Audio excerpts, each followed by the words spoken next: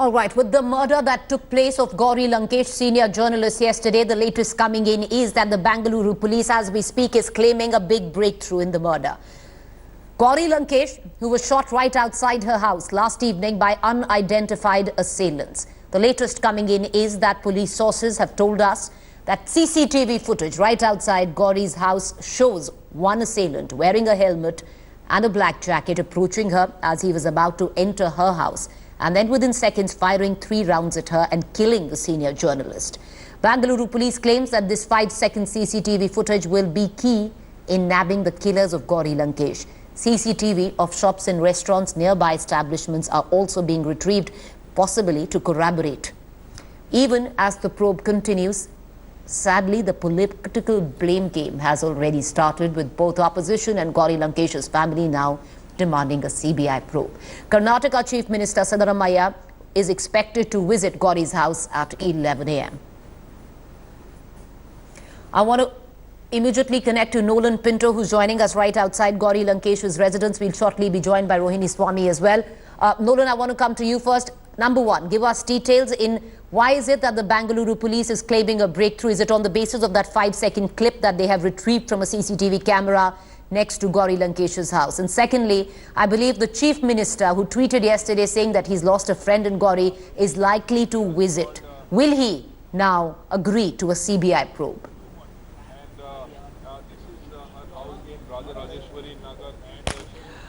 Well, in fact, yes, the police are talking about a breakthrough over here. But let me tell you, the people of Bengaluru, the people of Karnataka are extremely shocked, because whatever said and done, Gauri Lankesh was extremely popular over here for her views, for being outspoken, in everything. Now, when this incident took place, the police were initially very tight-lipped. They said that sketchy information is there. People are not giving them any information as such. But this morning, after an investigation that took place throughout the night, they've come out with some breakthrough. They say that from the CCTV footage that they've been able to actually source, she has 2 CCTV cameras in this particular house, we must remember. From one of the CCTV cameras, they've actually been able to see this individual walking inside after following Gauri Lankesh with a helmet and a black jacket. And then the 5-second footage also shows him firing at her at point blank range. 4 bullets were fired, 4 casings were actually found over here. 3 were on her body, 1 on her back, 2 actually also in front, and the 4th one basically hit the wall. I'm actually going to show you that the police have marked it over there, number 3 or number 13. It's over there marked. That was where one of the bullets actually went and hit. Now, what we're also told is that a 35mm or basically a pistol was also used in this particular attack. So as of now, it looks like it's a breakthrough for the police as such. But the question over here is this: the person was actually wearing a helmet. He actually went on this particular path. Basically, after getting out of the gate, he went on this path. Now, we are not too sure, the police are not too sure how many individuals were there. Was it 1, 2 or 3? Those are the things that need to be ascertained. So what the police are actually doing now is this: 3 teams have been set up. 3 teams have been set up and will be looking into various angles. Could it be because of her outspoken views? Could it be because of business rivalry? Now, this has also kicked up a political storm, because the Congress and the BJP both have actually come out with messages on this, saying that they are shocked to know as to what has happened. But the Congress took it a notch higher, stating that freedom of speech and expression is being compromised in the country. For any person or any individual who comes out with views that varies with the ideology of certain groups, they will be targeted. But the BJP and the RSS are clearly stating, don't jump the gun, do not jump the gun. The police are looking into this particular case. 3 teams are set up. Let them go ahead with the investigation and let them find out what exactly is the truth. He was in fact there throughout the month. All right, stay with me, Nolan. I'm going to come right back to you, because what's happening also on the sidelines is that sadly a political war is erupting. The cold-blooded murder of Gauri Lankesh has sent shockwaves across Bengaluru. Gauri Lankesh, a fierce critic of right-wing politics, was gunned down just as she was entering her home last evening. Here's the entire report on how what unfolded.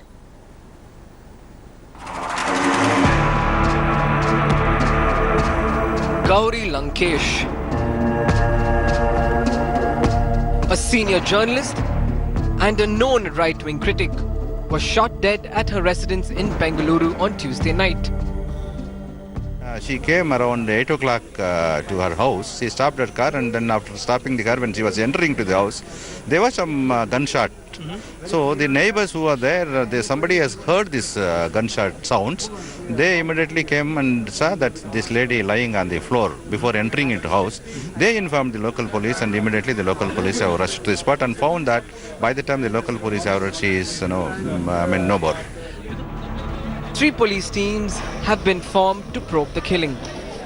2 or 3 people by scooter or cycle motor. It will be then after enquiry we can know. ನಾನು commissioner ಜೊತೆ ಮಾತಾಡಿದೆ, police commissioner ಈಗ ಹೋಗಿದ್ದಾರೆ ಸ್ಪಾಟ್ಗೆ. ರಾಮಲಿಂಗ ರೆಡ್ಡಿ ಅವರು ಕೂಡ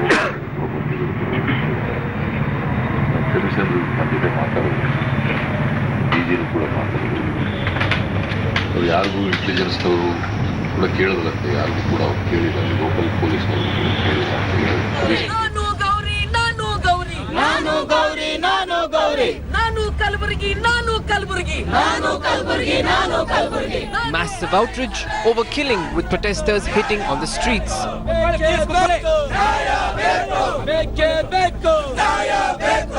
Carrying out candlelight vigil to condemn the incident. And that's the million-dollar question, which is haunting one and all. Who are those culprits and why did they kill Gauri? With Nolan Pinto and Rohini Swami in Bengaluru, Bureau Report, India Today. Meanwhile, Gauri Lankesh's murder has triggered massive protest across the country. From Delhi to Chennai, a candlelight vigil was organized last evening itself. Protests are planned in Delhi, Chennai, Bangalore. The students of SFI and DYFI are protesting at Bangalore's Hudson Circle since last night itself. The Press Club of India, the Press Association and the Indian Women Press Corps condemned what they called a dastardly and outrageous armed attack. Chennai journalists will be meeting at the Press Club at 11 a.m. Therefore, also many protests and marches being organized across the country. The Press Club in the national capital will hold a march at 11 a.m. and a condolence meet at 3 p.m. Tomorrow it might happen to somebody else also. So, see, this intolerance is growing in this country. Against which ideology Kalburgi, Dabalkar, Pansare, Gauri, me and so many here are working, fighting and ready to give our life for that.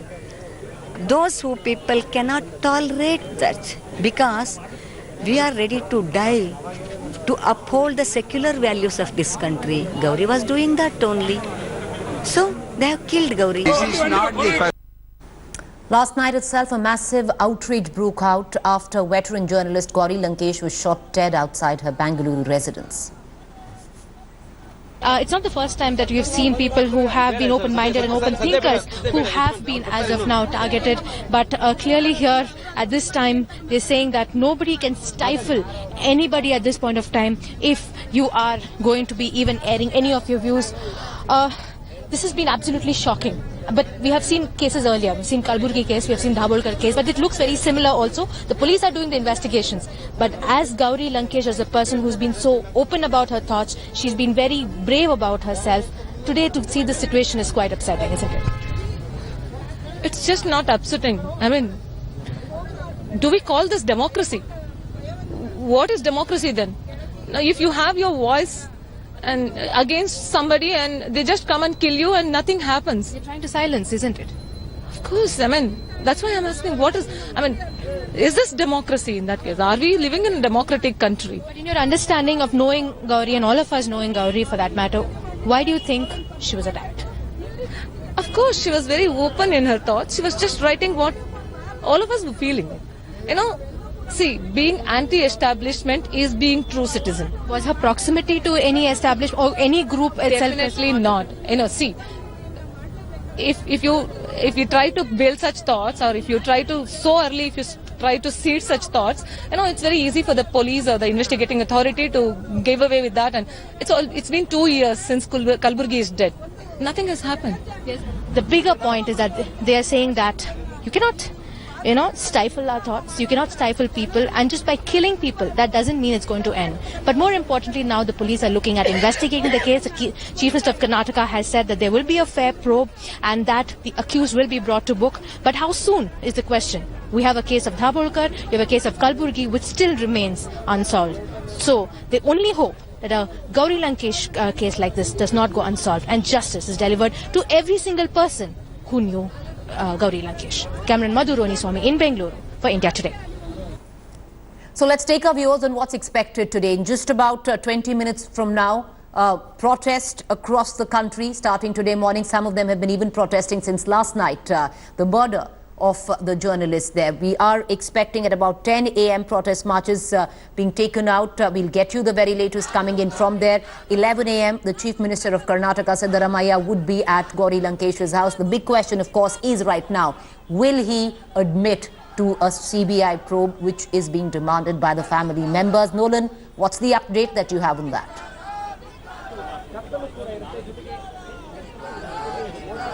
Well, as of now, we have information that at around 10:30, the information we have as of now is that the post-mortem process has started, and at around 10:30 so, her mortal remains will be kept inside the Ravindra Kalakshetra for the public to pay homage. Now, we are also getting information that might be done there for about, or kept there for about, 1 hour, and thereafter the cremation could take place in an area called Chamrajpet, right here in the city, somewhere in the afternoon. But as of now, these are just tentative plans. Things can change. There was also talk that the Chief Minister might come over here, but keeping in mind that investigations are still going on, the media is all over here, and he knows that we will question him, especially on the case being transferred, or the necessity for the case to be transferred to the CBI as being demanded by many people, especially the family members. It's doubtful that the Chief Minister might come over here, but he will. This is what we are told, along with senior members of his cabinet and also opposition members, head to the Ravindra Kalakshetra at around 10:30-11 in order to pay homage to her mortal remains. All right, so Nolan Pinto pointing out on what is expected today at about 10:30 this morning. In just about an hour from now, the mortal remains of the senior journalist Gauri Lankesh would be at her residence, where anybody who want to pay the last respects can come and do so. After that, her cremation will take place in the afternoon. We're going to continue getting in the very latest on this, because there are investigations that are on. The family right now, as we speak, is demanding a CBI probe. Many questions that come to light. Question one that we ask right here at India Today: will the Karnataka government go beyond just lip service and nab the killers of Gauri Lankesh? Will the Chief Minister admit to a CBI probe today? Are voices of dissent being stifled? There is a chorus which is growing, which suggests that if you dissent, then the gun is the answer to that. Political blame game on, but will justice be delivered? Will it be done? Already you can see, especially on social media and otherwise, a political blame game on. But finally, ultimately, will justice be delivered? And are not journalists just seen as mere soft targets in all of this? All they do is report, they do their job, but pay the heaviest price for the same. All right, joining me right now is Mr. Vivek Reddy. He is from the BJP. We also have Bangalore. He's joining me from Bangalore. We also have T.S. Sudhir, senior journalist. He's joining me as well, and Dr. Nasir Hussain, spokesperson of the Congress. I want to come to you, Dr. Hussain. Will your government in Karnataka now admit to a CBI probe, which the family of Gauri Lankesh and friends of hers have clearly demanded? Factory है Pakistan.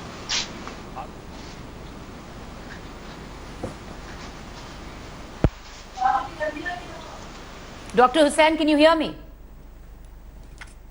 I can hear you. Please go on. Dr. Hussain, will your government agree to a CBI probe which is being demanded right now by the family and friends of Gauri Lankesh? See, it is up to the government in Karnataka to take a stand. But I, as a spokesperson of the Indian National Congress, feel that the Chief Minister wouldn't hesitate to give it to CBI, because even in the past, even in the case of D.K. Ravi and many other cases, he has handed over the probe to CBI. So I don't think he should. I don't think he should find any problem in handing over the probe to CBI because this is not the first time we have seen it in MM Kalburgi case. We have seen similar to other cases in Maharashtra, Govind Pansare and Narendra Dhabalkar. Yes, we have, and in most of those cases, there has been absolutely no headway. Nobody quite knows who murdered those gentlemen. Yeah, that's what in all these cases, it looks like somebody belonging to one particular organization or one particular thought process has done this. And it Dr. looks Hussain, like, Dr. Hussain, don't you reckon, sir, it's a little, it's a little forward that to preempt on what organization, who is behind the murders? I am not pinpointing any organization. So I am being very careful. Yesterday also I was there on your channel. I am not pinpointing any organization. But the point is, all these four were rationalists. All these four were progressive thinkers and writers. All these four were the people who wanted to reason out on everything. All these four belonged to that generation which wanted reason to prevail in the present day society.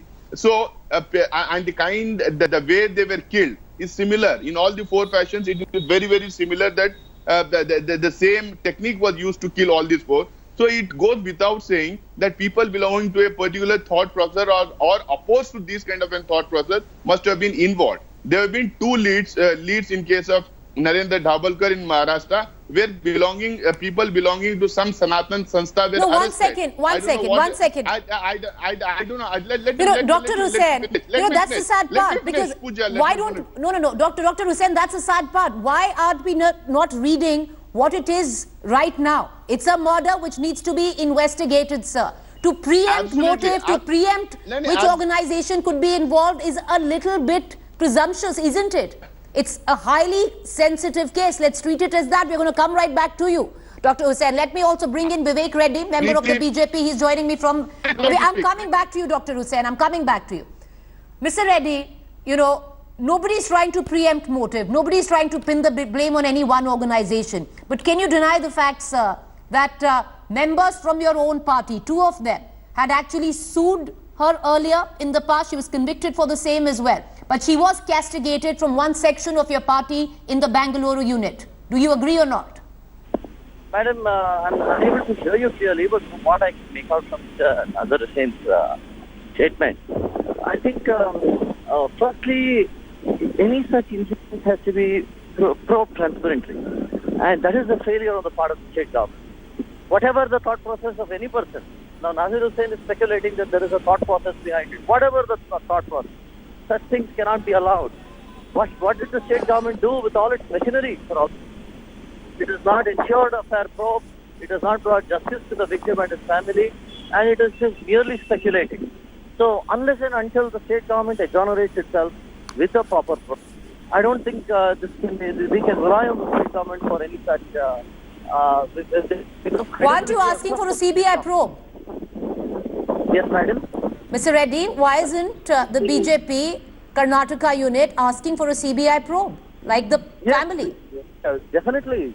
I guess it should go to the CBI because only then can we ensure there can be a fair inquiry. And the state government, it is not possible for the state government to conduct an inquiry because it has already failed. There is no point in going to an institution that has failed. So we have to have a CBI inquiry and we have to... Okay. Mr. Reddy, I want to ask you one more question, sir, before you leave. And the question is that, do you agree with many of your own party men who have already, like you're saying, that motives are being attributed already by the Congress even before the probe has begun? Many from your own party, Mr. Reddy, today are using Gauri Lankesh as a punchback where they are saying she was connected to the Maoists. It could very well be, people where the Maoists are concerned who've come back to get her. All right, we seem to have lost Mr. Reddy. We're going to go right and try and connect to him on the other side. So who was Gauri Lankesh? Well, her friend says that Gauri Lankesh was fearless. But who was it that feared Gauri Lankesh so much that they had to kill her? Gauri Lankesh was known for her fearless and outspoken attitude, but her life as a journalist wasn't easy. She was convicted in a criminal defamation case for an article in 2008 against BJP MP Prahlad Joshi. Let's take a look at her journey as a journalist. Daring, flamboyant. Gauri Lankesh was not an unknown name in the journalistic circle.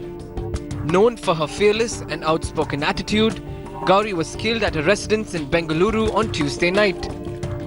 An advocate of free press, she was also a strong critic of right-wing politics. Death threats has become a common factor in Karnataka. Whether it is attacks on pubs in the name of pubs and homestays in the name of culture and protection of women, or whether it's attacks on Dalits. Let me say something very similar to Una happened in Karnataka also, which did not make much news, in the name of cow protection, or attacks on liberals and leftists in the name of Hindutva. Born and brought up in India's IT city, Gauri was the daughter of famous poet turned journalist P. Lankesh. But her journey this far wasn't a cakewalk. In 2005, difference in opinion ended her relation with her brother Indrajit. Not only this, it also forced her to snap ties with the weekly magazine Lankesh Patrika, started by her father just to start a new one. But the renowned Karnataka journalist never lived far from controversy. She was convicted in a criminal defamation case for an article in 2008 against BJP MP Prahlad Joshi. Joshi, however, rejected any role when confronted by India Today. What are you talking? Is it that there are so many people who have murdered before this also? This is not. It is any time murder is murder. It is condemnable. As the probe in Gauri Lankesh's killing has started, only time will tell what was the real reason behind it. All right, meanwhile, the Bengaluru police is claiming a big breakthrough. I want to cut across to my colleague Rohini Swami, who's getting us the very latest. I believe the police commissioner has spoken. Rohini, it's over to you. All right. All right, so Rohini. Well, Preeti, as of now, we are trying to track the Bangalore Police Commissioner, and at this point of time, if I can quickly tell you that the updates as of now is that they do have a CCTV footage of around 5 seconds. In that CCTV footage, they have managed to find a person who's wearing a helmet and a jacket, and this is very crucial evidence as of now in terms of what is being looked at for the Gauri Lankesh murder. But at the same time, the police are also now, they have decided to go through all the CCTV footage of various establishments. We are tracking here the police commissioner, but right now he is in a briefing with very senior officials as well as the Karnataka government as of now. But my understanding also right now, while I'm speaking to my sources, has been that the Bangalore police will now not only look for 3 people who could possibly have been assailants who were on a 2-wheeler. The footage, the CCTV footage has only captured one person wearing a helmet and a jacket, but they also have understood right now that there will be people who are, as of now, 3 of them who are born on a motorbike. But let me quickly also try and connect to the commissioner in a short while from now, because he. All right, Rohini, we've lost you. We're going to try and get through to Rohini. So, Rohini, we're having a bit of a connectivity issue. We're going to try and rectify that and come back to you. My colleague Rohini Swami right now getting us the latest from the police commissioner's office. He's in a briefing, but in just minutes from now, we could possibly get him. Nolan Pinto is also joining us with the latest update. Nolan, why is it that the Bengaluru police is so sure that they have solid leads on this?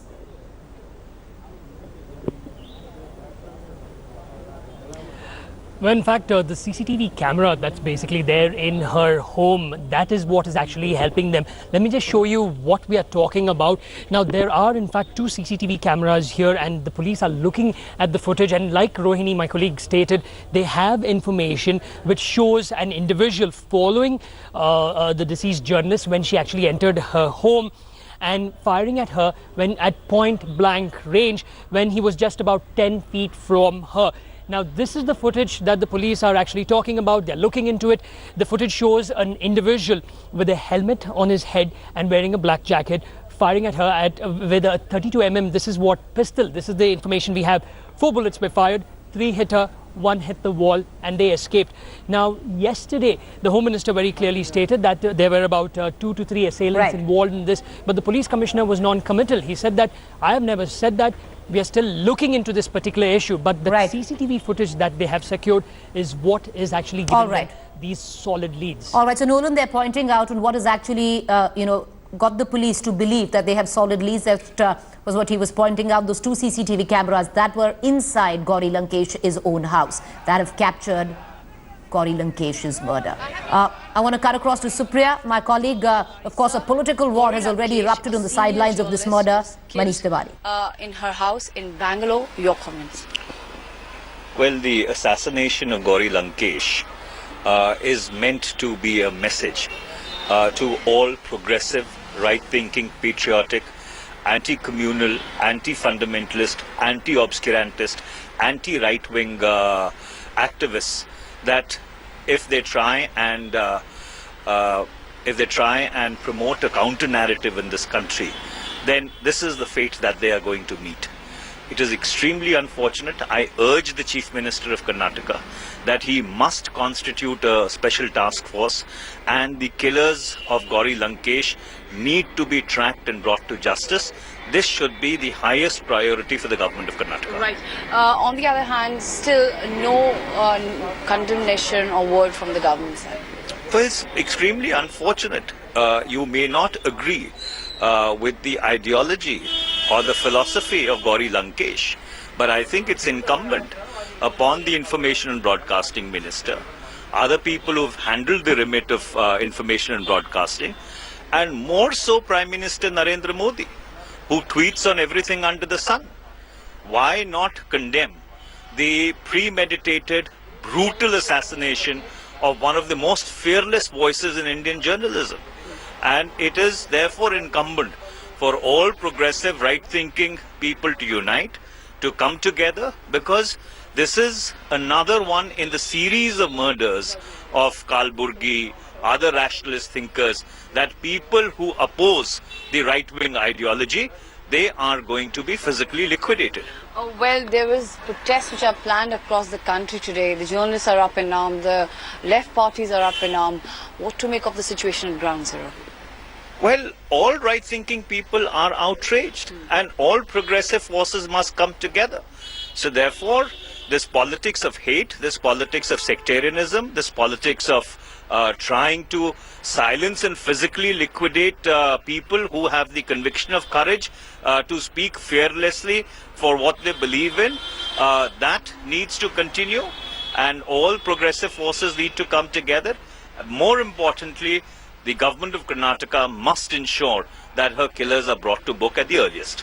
So you will ensure from the Congress's central side that the killers are booked? Well, I think the Chief Minister of Karnataka, the Home Minister of Karnataka are able and sincere people, and they would leave no stone unturned to ensure that the murderers and the people who conspired to carry out this assassination are both brought to justice. Thank you. Well, that was Mr. Tiwari speaking to us. This is Supriya Bharadwaj for India Today in Delhi. All right, we're going to continue getting you the latest. Just want to take you through the latest developments that are coming in. The Bengaluru police say they have definitely good leads on the murder, primarily of the CCTV footage retrieved from the CCTV camera at Lankesh's own residence there. Number 2, in just about 1 hour from now, the mortal remains of Gauri Lankesh would be brought back to her residence, where it would be open for the public to come and pay their final last respects, as well as multiple protests that have been planned across the country. India Today will continue to get you the latest. What I want to do is right now immediately go across to our panel. We have Vivek Reddy. He is from the BJP. We have T.S. Sudhir, senior journalist. We have Dr. Nasir Hussain from the Congress. Mr. Hussain, quick question before I go to the other panelists. Why so presumptuous? Why is it that your party men are already calling this an assassination, which usually has political connotations to it? We still don't know whether this was a politically motivated murder. Preeti, I think it is very clear. It is for everyone to guess as to what has happened and why it has happened. It is not the first time it has happened in India. This is the 4th straight cold-blooded murder of people with progressive thinking people who have taken a stand against right-wing activism in this country. She has spearheaded many campaigns in Karnataka and across the country against a particular mindset. And it is very clear the manner in which she was killed. It is also the same manner in which the other three rationalists were killed. So my question is, I am not naming any organization, I am not naming any political party, as if not. It is for the investigators and for the people who are doing conducting the let me bring in Vivek Reddy. But the point is, Preeti, but why this atmosphere of hate? Why this atmosphere of hatred, anger in the society? All right, Who is promoting this kind of a culture? All right, let me go across to Vivek Reddy from the BJP. Mr. Reddy, this is a larger question. People those are promoting has to answer this. Okay, all right. Let me bring in Mr. Reddy from the BJP. Yes. Mr. Reddy, you've demanded a CBI probe. You're saying that the Karnataka government possibly stopped peddling where this probe is come into question. But as you accused today, the BJP, as you accused today, the Congress of already preempting the cause and the motive of the murder. Your own party men, Mr. Reddy, today stand guilty of already raising issues of the fact that Gauri was an Naxal sympathizer. It could be very possible that, the murder is coming from there. Her own brother has accused her of being a Naxal sympathizer. Why all of this right now? Why not go out and directly state that you want a probe and that's that? Why preempt? You're doing the same thing which the Congress is doing. Madam, either way, we can't presume that it is a political murder, nor can we presume that it is inspired from any internal sources within Gauri's own family. It is speculative. And I think at this stage we have to wait for the investigation to move out and see what exactly is the eventuality. But as of today, the issue is that these are early stages of the investigation. And in these early stages, the evidence that is available should not be lost. And they should not botch up the investigation. So therefore we request that as early as possible, you hand it out to an efficient investigative agency, because the state police has failed in respect of Kalaburgi's murder. So having regard to all this, let us get into the reality, let us get into the truth, and let us not speculate at this stage. So far as hate is concerned, so far as hate is concerned, I'm sorry Mr. Nazir Hussain is trying to project issues in such a way. See, the arguments between the far left and the so-called far right and so-called far left have always gone ahead in this country. And these arguments are good for the country. This is as to the direction in which the country must move. There is nothing wrong in these arguments. But resorting to the gun, resorting to the sword is absolutely unacceptable. All right. There is let a me free bring space in for all voices in this country. All right. Let me bring in T.S. Sudhir, senior journalist. He's also joining me right now. T.S., what was it that killed Gauri Lankesh? Of course, we've seen it through the course of history that journalists have always been very soft targets. But is it also the fact that Gauri was a journalist who, other than just communicating in English, also wrote her pieces and communicated in the regional language? And that's where we've seen where many journalists have fallen. Absolutely, and this is not something which is peculiar only to Karnataka. We are seeing journalists across the country who have been targets of the powers that be. And what is special about Gauri is that her brand of journalism, in a sense, was a product of her DNA. Her father, P. Lankesh, was also credited with having introduced a very new brand of Kannada journalism through his publication till his death in 2000. And in a sense, Gauri Lankesh actually continued that legacy. And she actually did not flinch from actually taking on the powers that be. Her brand of journalism was not subtle in any way. She did not believe in hiding her punch, under wrapping her punch beneath a velvet glove. So in that sense, pretty much in your face, and that may have rubbed off a lot of people the wrong way. Another point to note is that, of course, as some of the panelists were mentioning, that the needle of suspicion is pointing to both the right-wing activists as well as to the Naxals, whose cause she was espousing, trying to get some of them into the mainstream. But what is surprising that the murder took place on a day when the Bengaluru police was on maximum alert. Yesterday, the BJP was trying to organize a Bengaluru Chalo rally, and the Bengaluru police was out there to foil the rally and ensure that nothing untoward takes place. In that sense, the entire force was on the streets of Bengaluru through the day, sealing their checkpoints into the city, despite which you have armed assailants coming on a bike and killing someone in the heart of the city itself is shocking. So obviously their onus will be on Chief Minister Siddaramaiah to ensure that this particular case probe does not go the Kalburgi way, because even at that time, Preeti, an SIT was formed. There are lots of clues which police officials were leaking, were being found, and they were making everyone believe that the case was just on the verge of getting solved. 2 years later, we still do not know who killed Kalburgi. The onus is on Siddaramaiah to ensure that Gauri Lankesh's case does not meet the same fate. Yes, the onus is on the Karnataka government to go beyond the lip service, to not just say that she was it's a personal loss of yours, but go beyond that. Action is needed right now. TS, what we were touching upon earlier, let's just look at how things have panned out. There's not that, our fellow journalists have not been under threat. We've seen that happen many a times over.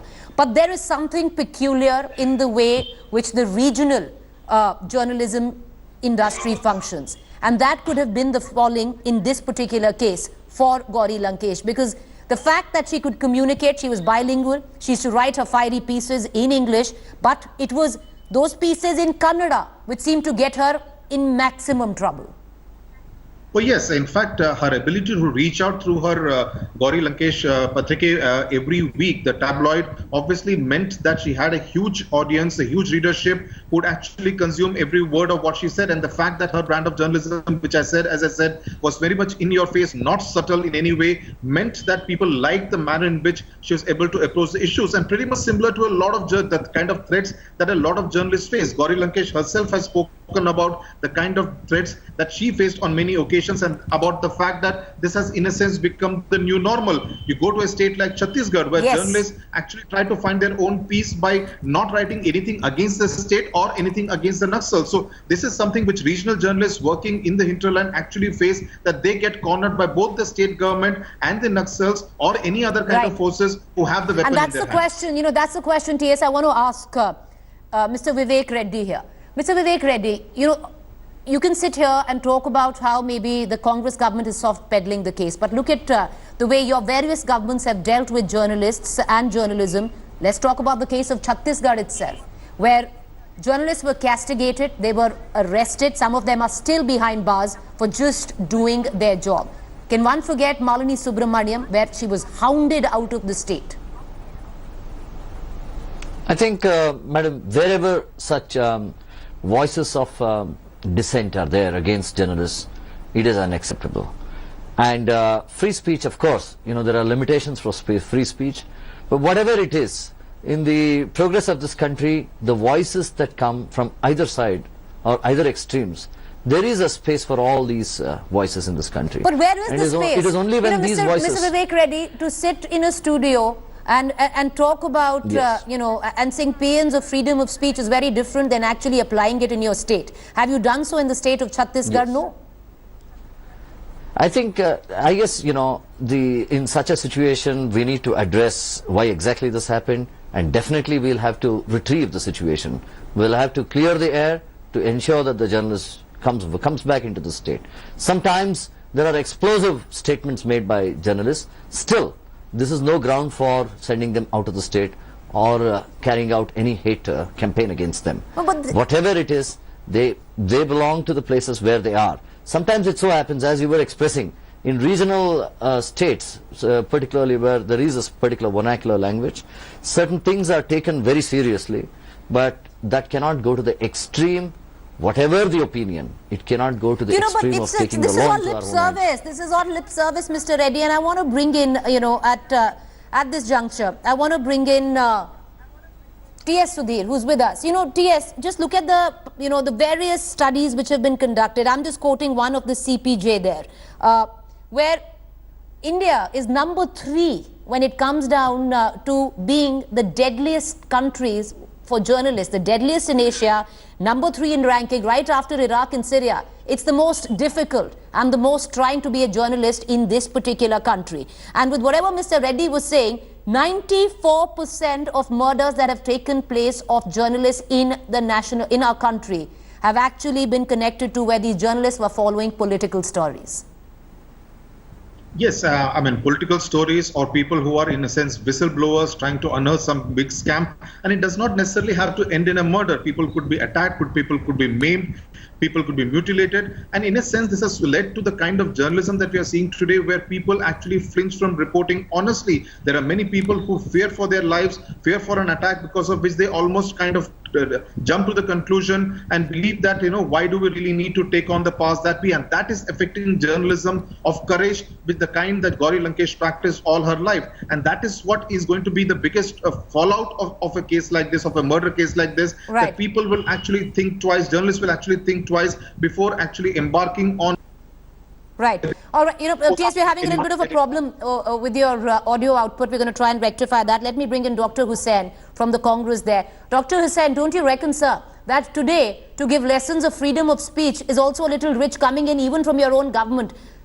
I could easily go back and put forth cases when your government was in power in Maharashtra, the whistleblowers who have been killed, in Rajasthan under the Gehlot regime. You have equal numbers to be ashamed of. See, there are two different things, Preeti. One is you can always question the kind of law and order situation that is there when somebody is being killed. But the point, what I'm trying to raise is, when you build up a narrative, when somebody is speaking against your government or against the Prime Minister or the Chief Minister of the state, you declare them as anti-national, and then you raid the media houses. Then you troll the journalists who take a bold stand on TV channels or when they are writing. When you build up this kind of a narrative in the country, then the people, especially the fringe elements, would definitely get emboldened to get into these kind of. But Dr. I asked Mr. Hussain,